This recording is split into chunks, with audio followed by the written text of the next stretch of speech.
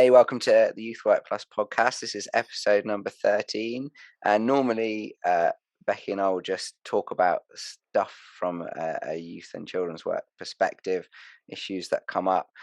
This is our third Q&A. So we've just got a load of random questions. We're going to answer them as quickly as we can, get through as many as we can. And yeah, hopefully it'll be interesting. Yep. So I'm going to share, for those of you on the video version watching on YouTube, you'll see the questions come up on the screen. For the rest of you, we'll read them out and we'll answer as we go. Hopefully it'll be a mix of interesting stuff about who we are as people and also some youth and kids work stuff we've learnt along the way. So I like the claim that we might be interesting. Cool. So tell us about yourself. Becky, do you want to go first? tell us about yourself. Yeah, okay. So my name is Becky. I have been involved with youth work since 2006. I don't know how many years ago that was because my maths is terrible. But I am 37 years old. I know I don't look it, guys who are watching on the video. It's probably quite unbelievable. And those of you who are listening just on audio, you're going to want to go on our website now to see if you can find a photo of me to see if I do look like my age. I am married. I've been married since 2015. My husband's called Alex. And we are expecting our first baby. So there's some info about me. Really soon too. I'm Ollie. I'm 35, and I definitely look it possibly older. Again, go on our website. Although the photo on the website is probably more flattering than the video on here. I'm 35. I live in kind of West Oxfordshire. Been doing youth work for a long time. I've been doing youth work employed since 2006, when I did a kind of youth and community degree by something called CYM, which was a lot bigger back in the early 2000s, but it's a Christian youth work training organization. Love that. I'm married to a lady called Jo, and I've got two young children. One's 4, nearly 5. The other one's 2, and I'm still reeling from the sleep deprivation. I'm getting there slowly, but part of the reason I look old, I think, is just the lack of sleep. But yeah, that's me. Best way you recruit volunteers. That is to listen to our podcast on volunteer recruitment. But a very brief summary is to do it on purpose and not feel bad about investing time and effort in your volunteer team, because they're amazing. Yeah. I think my best advice would be ask people face to face, and a mix of people that you know and perhaps just know of within the church or your context or whatever. People are much more likely to say yes if you ask them to their face rather than just do a blanket, we need volunteers. Yeah. That would be my advice. Okay, why is youth kids work so important? Oh, that's a big one. That is a big one. I mean, we're obviously biased in that we think it's incredibly important, but I think historically, as churches and maybe as a society, we've not been good at deliberately involving and incorporating young people and children into what we do. Like, that's not to say like the aims haven't been there, but just almost treating young people like a subcategory, can sometimes be quite unhelpful. And so having work specifically bespoke at bringing in what could naturally be outsiders, and helping organizations to take young people into account when they're making decisions. That's why I think it's so important. Yeah, I think as churches, like we should be thinking of how we can engage everybody that we've got in our community, both in the church community already, within the congregation. How can we engage those? And sometimes, we can do that really creatively through being together on Sundays, and sometimes actually that is a lot easier to do with a different segmented group, by splitting out kids and youth and doing something different with them. But Yeah. also, I think, as churches, and Christians, we should be thinking, how can we engage with our communities? And actually, some of the easiest to engage with groups are going to be kids and youth, because they want things to do, they want community to be part of, they want groups and clubs and stuff that they can go to where they can make friends and have fun. And so sometimes we can be the place that provides that, providing a drop-in or providing an after-school club, or so some of those things that we can do are actually both important Yeah. and Wanted. wanted and needed. So, youth And and it's kids are the future. and it's a vital stage of life. Yeah, I still remember formative things that happened to me while I was a child and a young person, and it stays with you for the rest of your life. It's such an important and vulnerable age that, yeah, we need to be investing in people while they're there. And it's an age where people leave and join things for the rest of yeah, their life as well. Most people who are in church now became Christians when they were a child or a young person. Um, yeah, yeah, so there's that. yeah, yep. What kind of people make good youth kids leaders? I I have a fair, go on. yeah, go on, I was you going to go. say, I think anybody can make a good Yeah, kids or youth leader. I think, you know, being wanting to be a disciple and follow God is probably one of the first things. Um, and then, a passion for mission and stuff comes out of that, to want to be involved with the life of kids and young people. Um, and to be yeah. wanting to progress on that journey yourself and help other people along the way with you. That's all you need, really. And I have a fairly strong opinion that anybody can, and I think part of that is because I didn't, and I don't think I do, fit the mold of what would be like a good youth leader. Certainly at the time I was looking at getting into youth ministry, a lot of people would be like, what and I didn't. And but actually fundamentally, there's the what Becky said about wanting to be a good disciple and follow other people, and then a step down from there is actually being interested in young people. That's what it takes. I think Yeah, anyone, and particularly young people, can tell if we're just there because you have to be, or you're just there because it seems like a good idea, or you're trying to trick them into being Christians or whatever. But if you're genuinely find young people interesting and valuable and important, that makes you a good youth and children's leader, to care what they've got to say and to want to and enjoy being around them. And other than that, I don't think it matters what you like. Um, I pride myself on being awkward and embarrassing around the young people. yeah. I think it's definitely not people who think, well, hey, I'm going to be great at this. I think God tends to call people into ministry who don't think they're the one, who don't think they're good enough, and then He makes us good enough. Yeah. So I think, if you're starting off from a place of thinking, well, yeah, I'll be pretty good, then I think maybe maybe you're not the one. Um, although God could use those kind of people too. Joseph was a bit egotistical, wasn't he? And God used him still. Um, but then there's other people like Moses who are like, God, are you sure? Like, you sure you want me? I haven't got these skills that I'm going to need. And God was like, yeah, it's you, and I'll make you good enough. And I think that's how He calls most of us into ministry. Mm, It's people who are willing to step up and be obedient, even if they don't feel like they're the best person. And that's what God does, transforms ordinary people to help them do extraordinary things. yeah. And it's more about character than skills.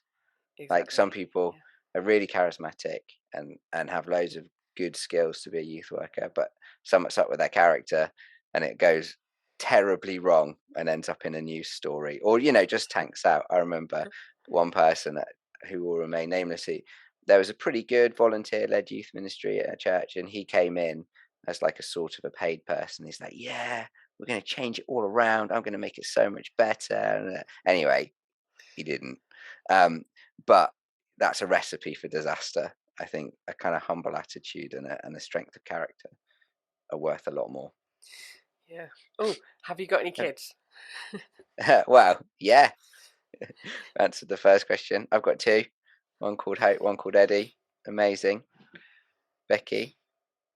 One on the way. Yeah. What's going on in your life at the moment? Oh, good question. Wow. Lots. I've just had COVID. So I've been dossing around for 10 days, trying to avoid people, but I'm enjoying my freedom now. Yeah. I've had a really bad cold, so yeah, if I sneeze or cough, I haven't got COVID, but it is a pretty bad cold. What else is going on in my life? Obviously, yeah, I'm working towards maternity leave at the minute. So yeah, that's exciting, and a whole new transition and stage of life, really. So yeah, that's a big thing going on in my life at the moment. Okay, next. What was your youth upbringing like? Oh, wow. These are deeper than the last Mm, time. Um, I grew up in a Christian home until I was about year 4 or something at school. Then my mum and dad split up. Um, had a pretty dramatic few years, where we were, yeah, a lot of kind of mental illness. My mum tried to commit suicide, um, and we got involved in a few different churches, and then I had an amazing. There were two amazing youth groups that supported me a lot. Well, three actually. Youth for Christ, my Anglican church, and my kind of evangelical church that I was part of, the one that I grew up in, and then went back to. And then actually, um, my dad's and my now wife's Baptist church I got a lot of youth work experience from all those different areas, and they were all great, which probably why I ended up doing what I'm doing. Yeah, so that's what my upbringing was like. I always felt like as a child growing up that God was real, but it wasn't until I was like 19 and as a teenager that I realised I need to make a decision about it and either follow him or not, really. So everything sort of led to that. And so, and part of my, youth and childhood and upbringing, like the value and stuff that I received from being part of a youth group is part of what made me want to do it to begin with. Because like I wanted to help young people who were like me, who felt like they didn't really fit in anywhere, felt like they weren't valued, and help them in the midst of that. So that's my own story, kind of really helped build the path really for what my calling was going to be later in life. So yeah. How did you get Well, involved in Youth Work Plus? yours, I guess, is an easier answer. I work part-time for Oxford Diocese. My boss Ian said, "Oh, there's this really cool thing happening in Milton Keynes, and you would love it. It really fits with a lot of your heart for stuff." And so then I met with Becky and Bex and talked about it and was like, "This is amazing. These guys are great. They're doing a load of stuff I'd like to be doing." And that's how I got involved. I asked if I could be. They said yes. They're probably still regretting that decision, but that's how I'm there. Not at all. Yeah, so Youth Work Plus is sort of, I guess, my thing. So I founded it. Came up with a vision for it 2019. Well, on paper, it's kind of brewing in me longer than that probably. But yeah, kind of, and then thankfully God provided Bex and Ollie to sort of come alongside me and our other trustees and other key people to sort of cheer me on in the midst of it, and really wanted to, I guess the heart behind it, for those who don't know, is to support youth and children's ministry. So to support those who are doing it, volunteers, youth leaders, kids leaders, to help them feel more equipped and supported, make their lives a little bit easier if we can.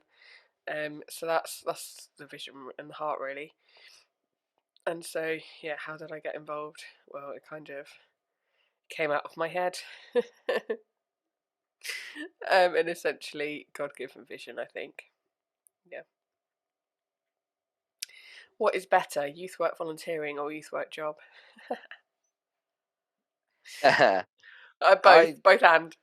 yeah, both good. I had an interesting thing that said like if you're not paid, you're more likely to be passionate about something, which I think is interesting. Ooh. But I like having a youth work job because it means I can spend way more time doing it than I could if I was just a volunteer. Yeah. Because you have to, well, not everyone, but most people have to do something to make money, and so if that can be doing youth work, that's pretty cool. Yeah. I think both have their pros and cons, don't they? I think sometimes the only opportunity to get involved is to volunteer. There isn't a paid role there. And sometimes God calls us to do it for longer and more deeply. And as a vocational calling. What skills have you grown during your youth work career so far? And what if you feel like you haven't got the right skills? Oh, good Oh questions. wow. I'll go first if you want. So Good, yeah.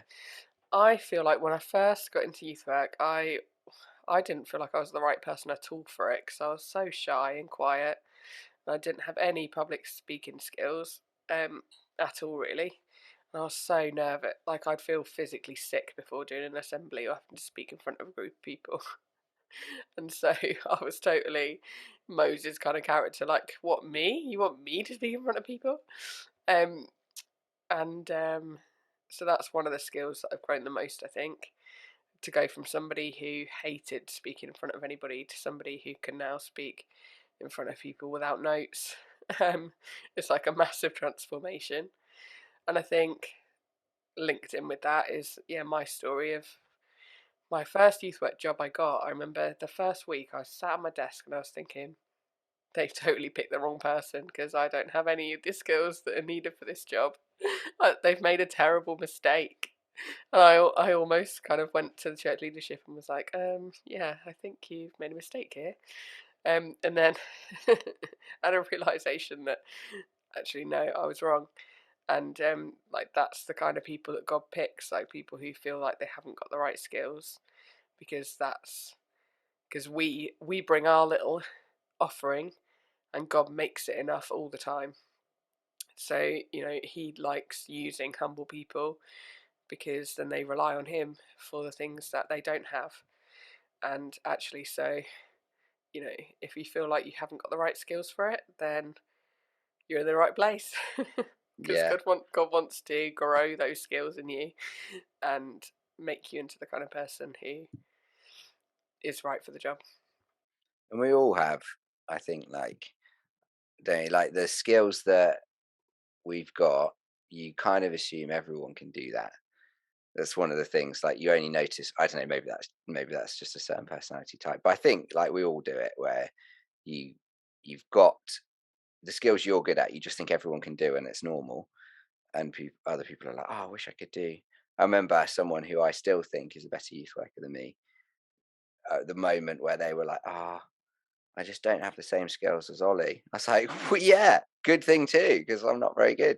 But I've definitely got better at, by doing this job, I've got much better at taking risks and taking responsibility. I was terrible at that. I've got better at conflict, and I've got better at events management. I'd never done that before, organizing an event and planning in advance and stuff. I was always like, yeah, just wing it.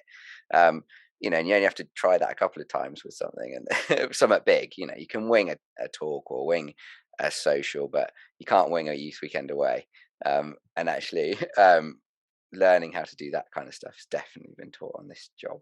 And group work, I've got better at that, facilitating, letting people talk, like gently but firmly closing people down who are just going to dominate the whole session, all of that kind of stuff. I think, yeah, it's a unique set of skills, Yeah. like the guy from Taken, only with less Yeah. murdering. You would think so, and I hope so. Yeah, Favorite young person. clearly no favourites. We're not supposed to have favourites. No, we all do though. Well, we all do. So yeah, some young people are just nicer than others, or more like you. Yeah, or like are our little success stories. Yeah, Young people who we thought really were going to go one way and ended up a totally different way. Yeah. yeah. But I think on a serious note, God does give you a love for all young people. Someone who I really respect once called it a kind of unconditional high regard, and I like that's a God-given thing, but I genuinely have an unconditional high regard, and some of it's very unconditional because you get some properly annoying young people. But Yeah. and then you get people who I've had young people go through the youth who are now lifelong friends, and some aren't, and I think it's Yeah, okay. it's okay. Oh, favourite game to play with youth or kids? Ha! I think for me, yeah, basics is like hide and seek. However old you are, that's always a fun one. Sardines, Yeah. sardines. A lot of my early doors games probably that I really liked aren't very safe, so we don't play those anymore. But I do really like. Um, at the moment, my new favorite game someone introduced is you balance like something in the middle, and then you have two rows, and you call a number, and people have to run opposite ends down the row and sit on a chair and fling their shoe at the thing that's balanced in the middle, and the person who knocks it over is the winner. It's really fun. Yeah. I feel like some of the simplest games where you can just make it up Yeah, are the best. and people take ownership. Where a group really loves the game, it gives it new life. Yeah. Oh, how has God changed you along the way? I just find these sorts of questions really hard because Well, obviously I it's think been a slow process. we touched on this a little while ago with the skills Yeah, question. I think in lots it would take a day to unpack all the ways that God's changed me along the way, but He has in lots and lots of ways, and I think, and some of that is to do with just like the obedience of following Him and choosing to follow His plan and His path every day, and like through making those little decisions and big decisions, God does change us along the way, and like our priorities change and our mindset changes and our hope becomes bigger, and just all those kind of transformational things, I guess, is what I'd say. yeah. I It's think a I've short got. answer. Yeah, I think I've got more open-minded, more more humble, and more confident at the same time. But I think those two come at the set like come together. As Yeah, you become more self-aware, you just get more confident and more humble. Um, yeah, and God's done a lot of that in me recently. yeah. I think as well, like the longer you're on the journey with God, really, like the more you can look back and see, times where things haven't gone right, but you've been okay. Like the God's in the long run, actually, God's protected you or taught you something through it. Or Yeah, whereas when you're early on in the journey, you don't necessarily have as much stuff or experience to look back on. Whereas the longer you've gone, yeah, you have more.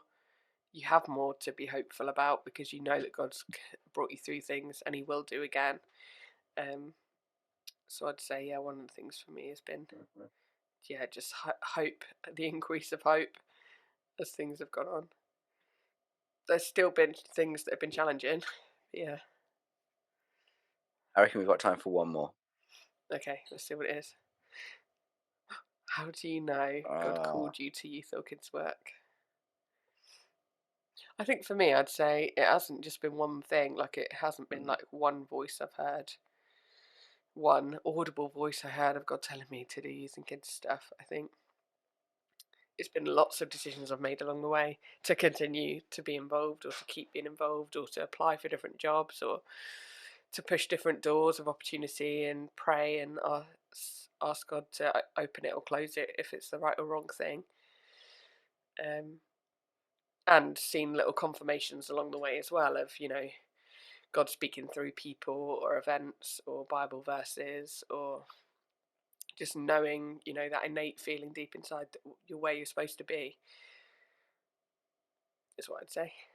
Yeah, I think for me, like, yeah, you get those confirmations along the way. You also get things that cause doubt, but massive things that you can just hold on to. And like the process of me of like discerning a calling is very like, firstly, it's like a feeling that won't go away, that gets more intense, like in when I'm spending time with God. Because obviously, I've obviously felt called to be a multi-millionaire, you know, guy as well. But when I spend time worshiping and reading the Bible, that feeling goes away, and the calling to kind of ministry and youth ministry doesn't.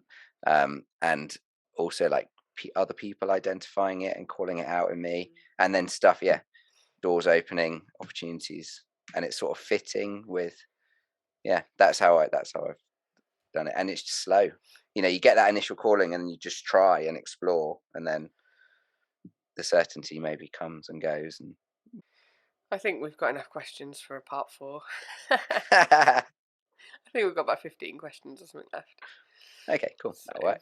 yeah, at some point we can do a part 4, which would be interesting to see what those other questions are.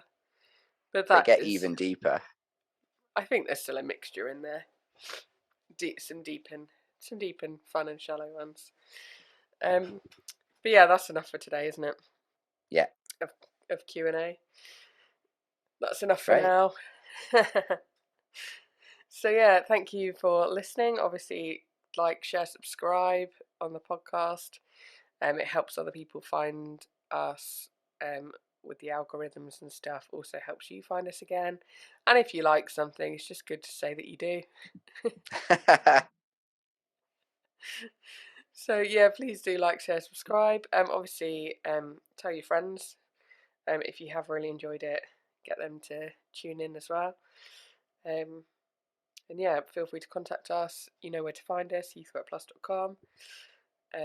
And if you want to submit questions for next time, then yeah, feel free to do that as well. You can do that on our website, or by emailing us, or contacting us, or DMing us on our Instagram.